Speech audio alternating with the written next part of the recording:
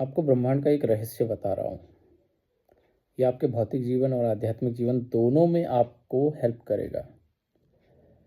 जो भी आपको चाहिए, एक टाइम में एक चीज़ का संकल्प लेना सीखिए। अगर आपने किसी चीज़ का संकल्प ले लिया, उसके बाद जो भी आपके मन में आएगा, आप उस पर काम नहीं करेंगे। जो भी आप करने वाले हैं, उसे अगर आपने मतलब जैसे आप इसको रेगुलर उसमें क्या कर सकते हैं कि आप क्या करेंगे कि एक पेज लेंगे, उस पे उस चीज़ को लिख देंगे कि जैसे मुझे गवर्नमेंट जॉब चाहिए, आप उसको लिख लेंगे, ठीक है? और फिर आपके दिमाग में कल को सपोज़ कीजिए कुछ आइडिया आता है कि ये मेरा ये हो गया, तो आप क्या करेंगे, उसे उस पेज पे नीचे लिखना और उसे क्रॉस कर देना। एक कमेंट आया था ना, पढ़ाई नहीं हो पा रही है। और फिर जैसे आपको ये होगा कि सपोज़ कीजिए आप फ़ोन ज़्यादा चला रहे हैं, तो आप लिखेंगे वहाँ पे कि फ़ोन, ठीक है, चला रहा हूँ मैं आजकल। फिर उसको क्रॉस कर देंगे, क्योंकि आपको ये बात याद रखनी है कि जो पहला संकल्प आपने लिया था, उस संकल्प पे आपको टिके रहना है। जितना आप नीचे-नीचे आते जाएँगे, आप उन चीज़ों को लिखते जाएँगे, ठीक है? और उन्हें काटते जाएँगे कि ये, क्योंकि मेरा संकल्प वो है, पहला ही है। तो आध्यात्मिक तौर पे भी जब कोई आपको कुछ करना होता है, तो आप संकल्प लेते हैं, जल से संकल्प लिया जाता है, ठीक है? आप जल से संकल्प लेते हैं और अपनी स्थिति बिल्कुल क्लियर करते हैं वहाँ पे कि मैं कौन हूँ। आपने कभी पूजा पाठ में भी देखा होगा कि वहाँ पर एग्जैक्टली पहले अपनी स्थिति यूनिवर्स को, या आप भगवान कहें, उनको बताई जाती है कि मैं कौन हूँ। फिर उस संकल्प को लेने के बाद उतना टाइम जो आपकी पूजा का है, आप पूरी तरह से उसी में रहते हैं, उसके बीच में। लेकिन आजकल मैं देखता हूँ पूजा करते हुए भी लोग क्या करते हैं कि संकल्प तो ले लेते हैं, तो बीच में फ़ोन उठाते हैं, ये करते हैं, वो करते हैं। तो ये सारी चीज़ें नहीं होनी चाहिए।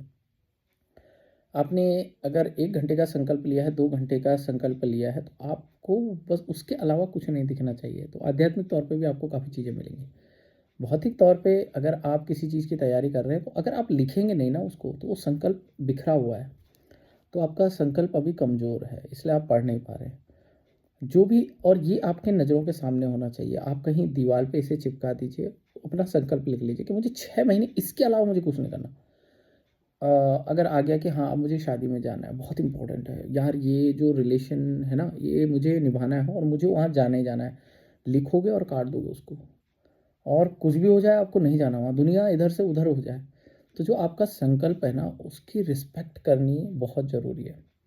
37 साल में जब मैं गुरु के शरण में आया, तब मुझे संकल्प का महत्व समझ में आया आध्यात्मिक तौर पे। वैसे उससे पहले भी मैं जीवन में इसी तरह से जिया करता था, मतलब संकल्प की रक्षा करना मेरा, मतलब मैं खुद ही बोलता था कि यार चीज़ें लिखनी चाहिए। वो इनडायरेक्टली कर रहा था मैं। लेकिन ये जो आध्यात्मिक तौर पे जब चीज़ें एक्सपीरियंस होती हैं किसी को, किसी साधक को, तब उसको रियलिटी समझ में आती है कि ये चीज़ ऐसे क्यों हुई होगी। गवर्नमेंट जॉब की तैयारी भी जब मैं करता था, तो मैं हर चीज़ को लिख लेता था। उसके अलावा जो चीज़ें हो रही है ना, उसका मेरे जीवन में कोई मतलब नहीं था। जॉब भी अगर मैं कर रहा हूँ ना, तो माइंडसेट ये होता था कि मैं तैयारी ही कर रहा हूँ, जॉब नहीं कर रहा हूँ, ठीक है? तो संकल्प मतलब जो भी आपको संकल्प लेना है, तो स्टेप बाय स्टेप समझ लीजिए। एक पेज लीजिए, टाँगिए, लिखिए, उसके नीचे जो चीज़ आएगी आपको काटते रहना है। अगर आपने 6 महीने का संकल्प लिया, तो उसके अलावा कुछ नहीं कर सकते आप, ठीक है? अगर आप ये ट्रिक सीख गए, संकल्प की रक्षा करना सीख गए, तो जीवन में आपको, दोनों में आपको, आप सफल हो जाएँगे।